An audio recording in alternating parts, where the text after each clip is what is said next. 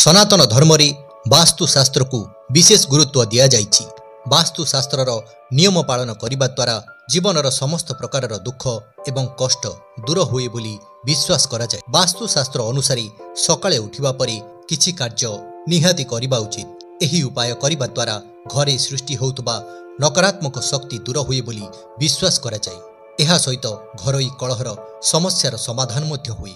जदि आपण मध्य चाहुछंती जे आपणको दिनटी खुशी रे परिपूर्ण हेउ तेबे सकाळे उठिबा परे एही सब कार्य निश्चित भाबरे करंतु।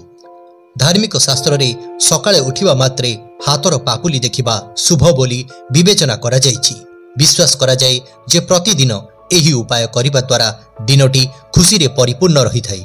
एहा सहित निजर आत्मविश्वास मध्य वृद्धि पाइथाय, कारण पापुली रे दैवी शक्ति वास करंती। सनातन धर्म रे पृथ्वी को मातार मान्यता दिया जायछि। तेणु सकाळे उठिबा परे प्रत्येक मनुष्य को पृथ्वी माता को स्पर्श करी प्रणाम करिबा उचित। एहा सहित निजर इष्ट देवता को ध्यान करिबा उचित। वास्तुशास्त्र अनुसार एही उपाय करिबा द्वारा व्यक्ति को सकारात्मक शक्ति मिलिथाय। एहा सहित मानसिक शांति मध्य मिलिथाय। सकाळे उठी स्नान करिबा परे घर एवं मंदिरर सफा अवश्य करंतु। एहा परे ही पूजा आरंभ करंतु। देशी घियर दीप जाली आरती करंतु। जीवन रे सुख एवं शांति पाई प्रभु को प्रार्थना करंतु। खाद्य एवं टंका सहित किछि जिनस मध्य दान करंतु। धार्मिक विश्वास अनुसार एही उपाय करिबा द्वारा साधकों को देवी देवतांको आशीर्वाद मिलिथाय। एहा सहित अटकी रहितबा अधा काम गुड़िक मध्य पूरा होइथाय। सकाळे उठिया परे काहा सहित जुक्ति तर्क करंतु नाही।